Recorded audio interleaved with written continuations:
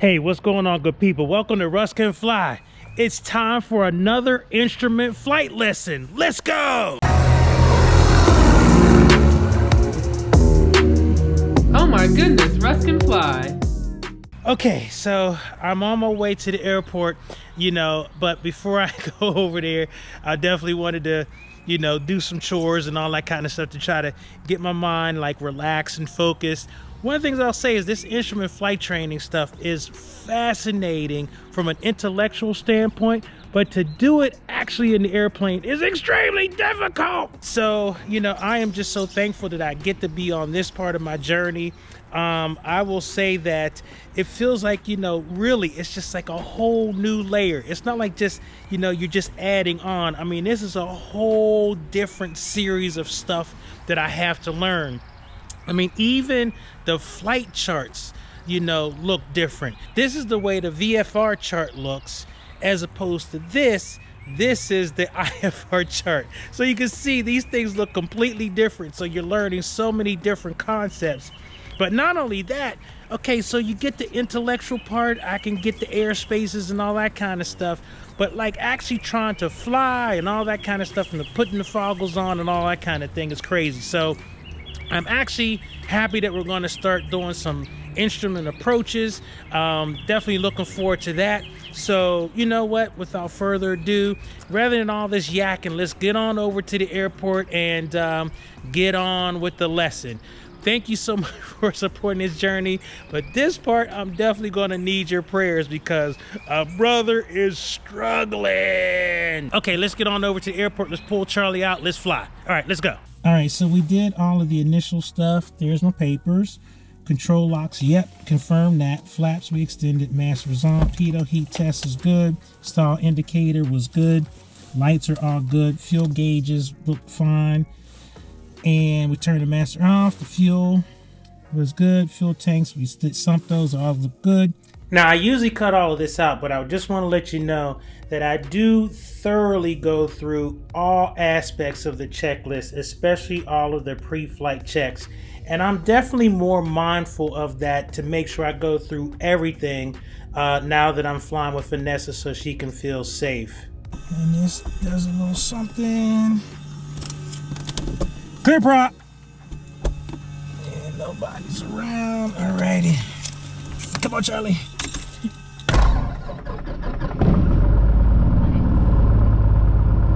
Yeah, she's usually pretty good if she's warm. Just doing the mixture.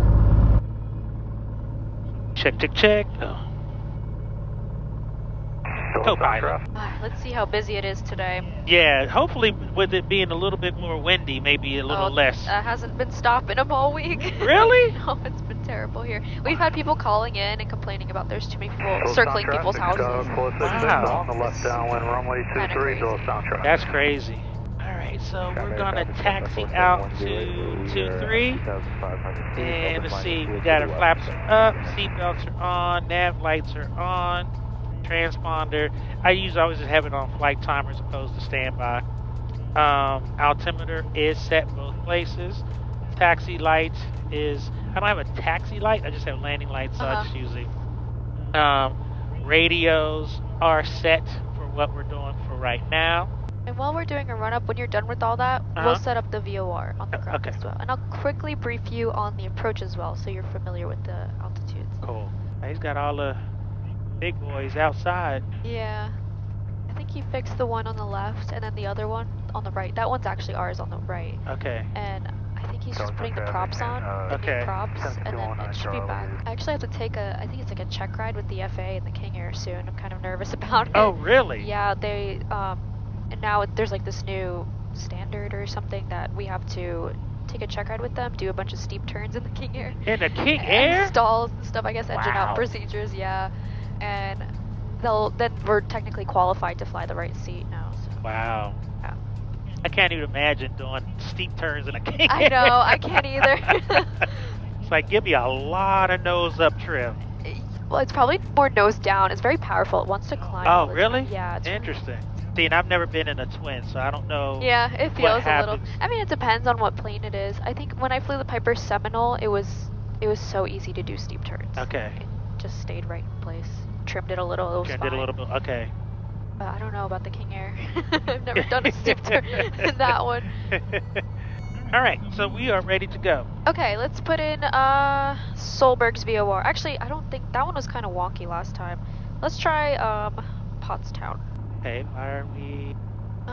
So if you go in back. Okay. And then press default nav. Press CDI. There you go. Oh, okay. So if I don't do that, it's gonna default to the VOR. It looks like it, yeah. Okay. All right, so we're just gonna fly runway heading or whatever. Yeah, and I'll vector you, and then just track it to Pottstown for now, and then you'll put your goggles on. Okay. Very good. Okay. All right, so I think what I could do, right, is pull up procedure. Yes. Approach. Uh-huh. RNAV 26. Yes. And that's the plate. Yes. RNAV GPS. Oh, it shows your location. That's gonna help you a Yeah. lot more. Oh yeah, that's why I want to pull this bad boy up. All right. Okay, so for the frequencies, we're just gonna stay on the Unicom. I'll do the radios for now. Okay. You can just listen and see. I'm just self-announcing what I'm doing. Okay. And that's it. Okay.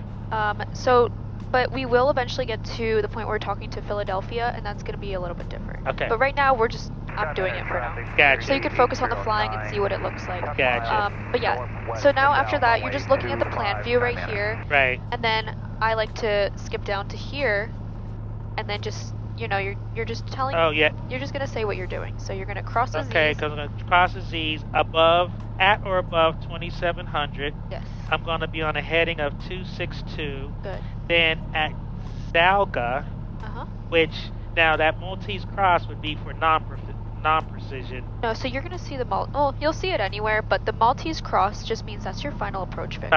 Fix. Okay. Yeah. And by the time I get to Zalga, I need to be at or above 1700. So at Zalga, actually just right before Zalga, I usually like to slow it down to 90 knots. Okay. 10 degrees of flaps. Okay. And then from Zalga, you're gonna go 90 degrees and then down to your short final speed. So usually, I guess you said 65. Yeah, like so 65. then right there, and then just a normal landing from there. Okay. Very good. Brain's already starting to fry. Exactly. All right. All right, taxi landing light comes on. Fuel pump comes on. And so I don't see anybody on final. Doesn't look like I see anybody here either. There's nobody on the field. Doylestown traffic, Cherokee 1541 Charlie, departing runway 23, Doylestown. All right, mixture is full rich. Fuel pump is on. Taxi landing light is on. And trim is neutral. Both places. Both nose. Heading indicator is moving. Turn coordinator is moving properly into the turn, and maw is opposite. Good. All right. Got a little crosswind. All right, I see 2-3, 2-3, 2-3. All right, heels to the floor. Full power. All right, engine instruments in the green. T's and P's are all good. Now, one of the things that's interesting is that every time I take off, I'm doing my same procedure. But for some reason, it just feels so different anytime you're in an airplane with an instructor. It doesn't matter if you're in your own airplane, rental airplane, whatever you're doing. I mean, it's just one of those things where it's just really, really interesting. And I feel like, man, I want to do everything perfect. I want to impress Vanessa. Don't mess up, Russell. Don't mess up. Now, before we get started on the lesson, I want you to see how much Vanessa and I are bouncing in this cockpit. Man, it was a beautiful day, but man, it was really, really windy and bumpy, up there. So you can see we're kind of like laughing, like, man, we're getting tossed around a little bit. The thing that's crazy about this is that, when you look out here, it looks fine, right? But then you can see we're just getting tossed around. So that's what makes the lesson that much harder. Now, normally I would complain about this, but I was actually kind of happy because, listen, if I can keep my heading and altitude and stuff like that while I'm under the foggles and getting bounced around, then I should be able to handle it when it's, when it's smoother. So, come on, Smooth Air, where are you? Now, unfortunately, as you see, I put my foggles on. I don't have cockpit audio. Of course, the GoPro decided that it didn't want to work. And of course, I am focused on training at this point. We are getting bounced around pretty good. So I wasn't sure that the camera had turned off. But nonetheless, you know, got to do some of this voiceover stuff. But I just want to take you through a few things that we do, because we do like one of our first approaches. Now, what's interesting about, you know, putting the foggles on, like I said, as soon as I put them on, you know, I'm starting my instrument scan. I'm looking at my instruments here, as you can see, as I switch to this camera angle. And for some reason, as soon as I'm doing this, I feel like I just can't fly the airplane. It's crazy. And so as I'm trying to dial things in, I'm trying to look for, you know, different things, making sure I'm on my heading, my altitude. It's just really interesting how much we depend on our eyesight in order to orient ourselves. And especially since you're on a, you know, 3 axes, you know, mode when you're flying an airplane, it really throws things off. And so I can definitely feel all of those different, you know, fake, you know, weird, you know, unreal, you know, signals that I'm getting from my brain. It's like really tripped out. And so this first part of the flight lesson was really just, again, trying to dial in and track a VOR, you know, turning the OBS, learning again which buttons to push to make sure that I'm on the right VOR 1 as opposed to VOR 2, and making sure that I'm twisting and centering the needle, getting the heading and flying towards that VOR, and, you know, all doing so while I am maintaining my heading properly and my altitude, which was not easy on this day. You see Vanessa's laughing at me like, "You're not doing a good job there, son." Okay, so I want you to pay attention to something real quick. So I am going to show you the back camera, gonna try to like expand it. Want you to keep your eye on the altitude. It's in the, you know, here's the arrow. Just watch that. Now, if you were telling time, the big hand should be on the 3, or no, little hand should be on the 3, big hand should be on straight up and down. That's the tip, right? So that's 3,000 feet. Watch how the needle moves around a lot in terms of my altitude. That's something that I definitely need to dial in. But I just wanted you to, you know, just watch for a second, you know, all the variations of altitude I do here. Check it out.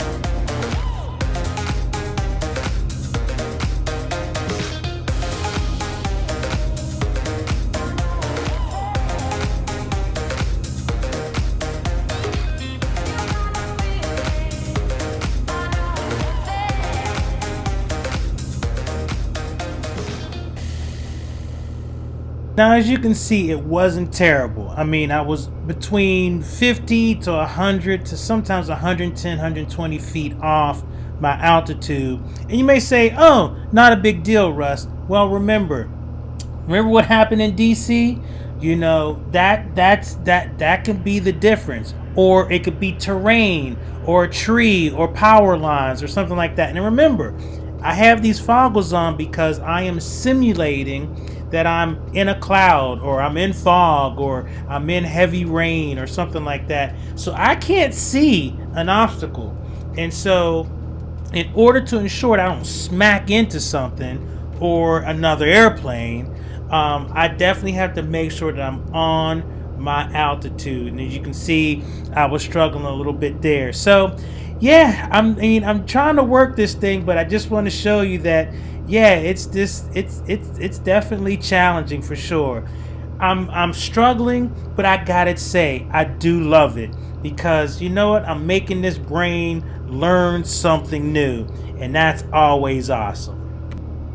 Okay, so in this final segment, I'm actually doing my first approach, and you can see we're just cracking up because we're just getting beat up there, but we're making the best of it, you know. But, you know, the thing that I will say about the approaches is Charlie has amazing avionics, and as you see me pull out the checklist, I am just completely overwhelmed at this point. So I am barely hanging on by my fingernails, and unfortunately you can't hear the sound as Vanessa's trying to walk me down through these different things. She actually told me, hey, you probably need to take out the checklist now because you're kind of getting close.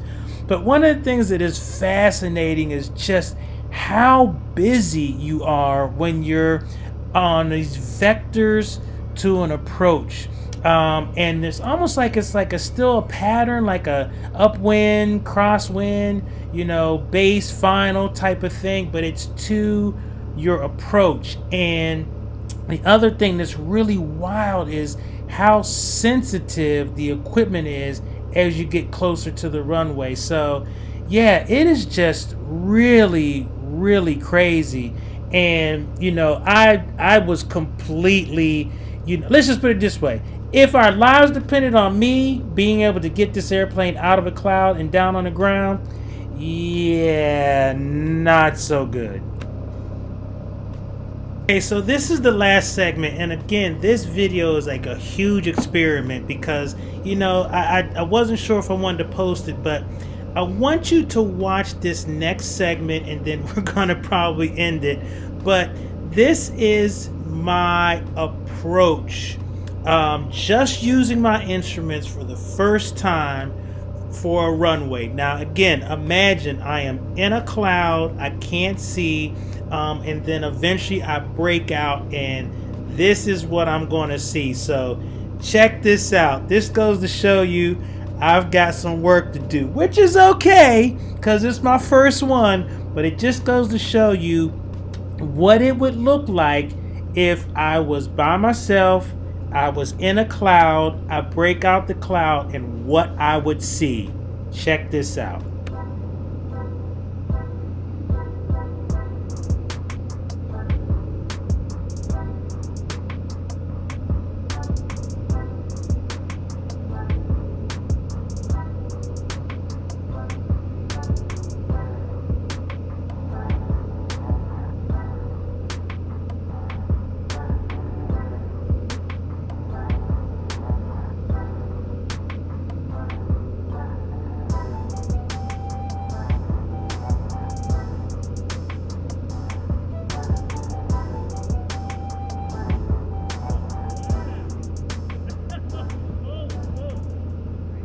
Okay, so did you see where I was in relation to the runway when I supposedly broke out of the clouds and I took my foggles off? You could see that, you know, I was like really high, really off, and you know, maybe I could have fixed it, but just imagine I'm on the back end and I have to do what's called a missed approach and I have to go back in the clouds. You know, it could be that now the weather is further deteriorating, you know, so that's why this instrument flying is so incredibly difficult right now, because you have to be so dialed in and you have to be precise because the stakes are pretty high for sure. Okay, so we bounced around a little bit more. I did one more approach, and really just tried to do the approach while doing the actual radio call.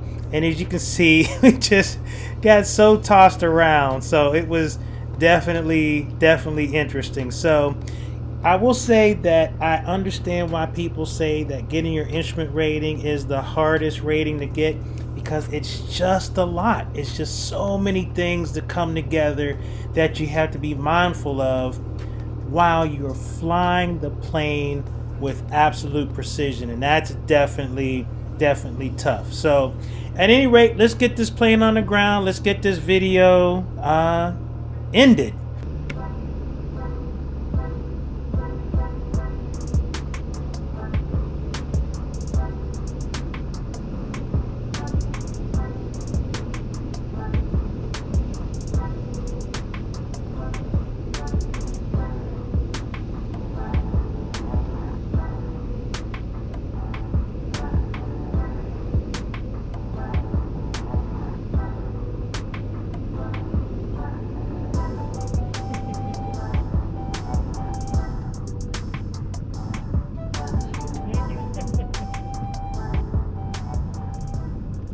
All right, so we got on the ground. You can see I was fighting the wind like crazy, and we taxied on back. And I gotta say, man, every training I take, it's just exhausting, but also exhilarating. So I am just so appreciative that the good Lord sees fit that I get to do this. I have an amazing instructor. She's patient with this feeble old man trying to learn these new skills. And I just really appreciate Vanessa's, patience and ability to really help me understand some of these concepts. Just at the beginning, but hopefully, it's like eating an elephant, right? One bite at a time. All right. Thank you so much for your support. Russ Kid, Russ Can Fly. I'm out. Peace.